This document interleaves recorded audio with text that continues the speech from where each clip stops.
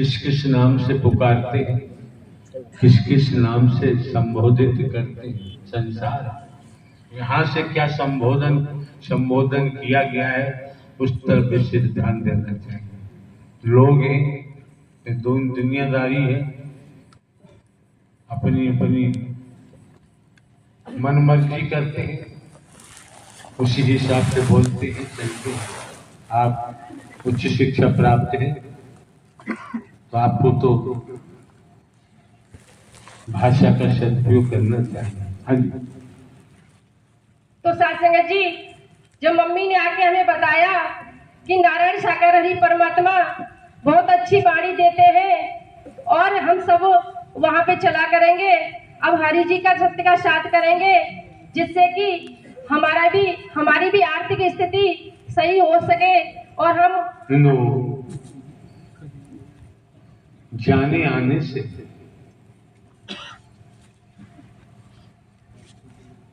मंदिर जाते हैं, तमाम नारियल लेके जाते हैं, पंच मिठाइयाँ लेके जाते हैं, फूल पत्ती लेके जाते हैं, धूप अगरबत्ती लेके जाते हैं। तो जाने वाले अपनी आर्थिक स्थिति सुधारने के लिए जाते होंगे और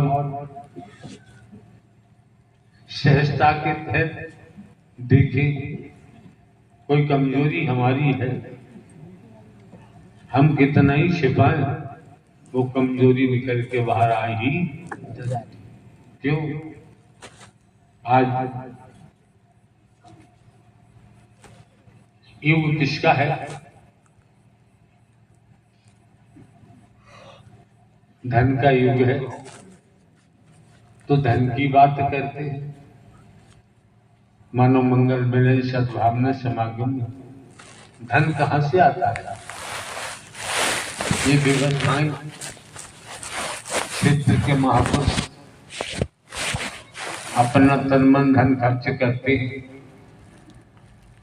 कमेटी बनाकर, समिति बनाकर, तभी व्यवस्थाएं होती हैं। जब यहाँ व्यवस्था इस तरीके से होती है तो मानव मंगल मिलन सद्भावना समागम में जाने से आपकी आर्थिक स्थिति कैसे ठीक होगी? यहाँ धन दौलत का कोई मामला है ही, न कोई चढ़ावा है, न दान पात्र है, तो आपकी आर्थिक स्थिति कैसे ठीक हो जाएगी आगे जाने से? तो सत्संग जी, जब मम्मी हमें बताती कि नारायण साकार हरि परमात्मा के चरणों में जाने से शांति मिल रही है और अच्छी बाड़ी आ रही है, तो हम सभी चला करेंगे, तो हम सब राजी हो गए कि ठीक है मम्मी, हम चला करेंगे। और सत्संग जी, हमने जाना शुरू कर दिया 2003 से। तो सत्संग जी, हम चलते रहे। जब मेरा जाना हुआ सत्संग जी, सत्य साथ में जुड़ने के 1-2 साल बाद जब मेरा जाना हुआ, नारायण साकार हरि परमात्मा के दर्शन दीदार किए, सत्संग जी तभी से लगन लग गई। और सत्संग जी, शुरुआत में जब नारायण साकार हरि परमात्मा की हमारे पास छवि नहीं थी, तस्वीर नहीं थी, तो सत्संग जी हरिधाम से एक प्लास्टिक की कट्टियां होती, उसमें जल भर के लेके आए और सत्संग जी उसी पर नारायण साकार हरि का नाम लिख लिया, नारायण साकार हरि का जयकारा लिख लिया। और सत्संग जी, हम सभी परिवार उसी के सामने खड़े होकर के आरती करते, वंदना प्रार्थना करते। और सत्संग जी, इसी तरीके से हम सत्य के साथ में जुड़ गए। और सत्संग जी, फिर दिशा और दशा कैसे बदलती है इन नारायण साकार हरि परमात्मा के चरणों में आने के बाद, कि सत्संग जी, जहाँ पिताजी 100-150 की मजदूरी करते थे, वहां पे आज उनकी मजदूरी, आज उन जो कारीगर हो गए सत्संग जी, आज उनके 600, 700, 500, 600 रुपए हो गए सत्संग जी पर डे के। और सत्संग जी, परिवार में हम 7 बहन भाई, 7 बहन भाइयों में से 5 बहन भाइयों की शादी हो गई, जिनमें से 4 भाई थे, 4 भाई हैं, जिनमें से 3 की शादी हो गई।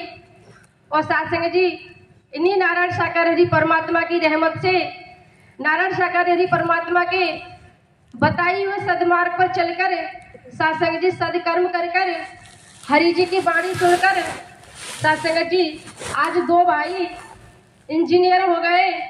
ये कैसे हो पाया? इन्हीं मेरे नारायण साकार यदि परमात्मा की रहमत से हो पाया। ये आपने भुला दिया, इन विषम परिस्थितियों में रहते हुए जो परिवार के सदस्य थे 100-150 रुपए की पिताजी की मेहनत और सब बच्चों ने शिक्षा ग्रहण की, शिक्षित हुए, ये बात और बतानी चाहिए।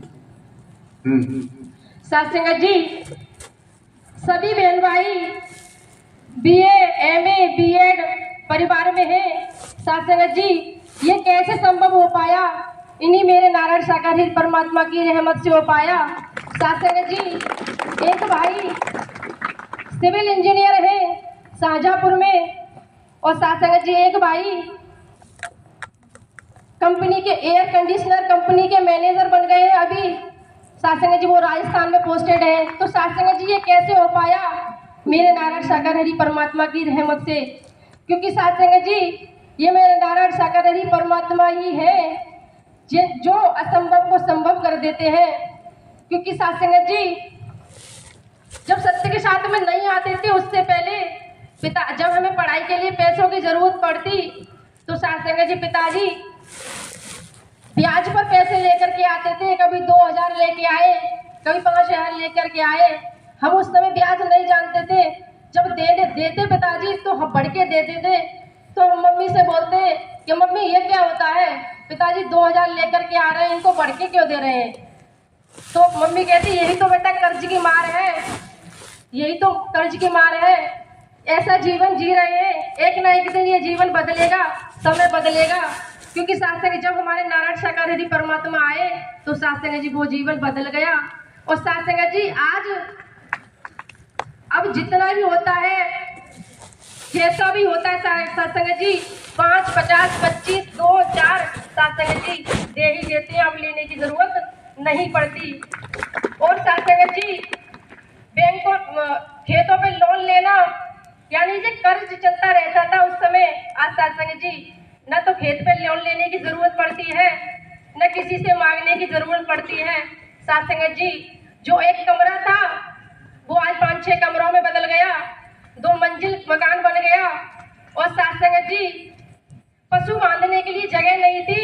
सत्संग जी इन्हीं नारायण साकार हरि परमात्मा की रहमत से जो बगल में पोखर थी, जो भूरा पड़ता था वो भी खरीद लिया सत्संग जी।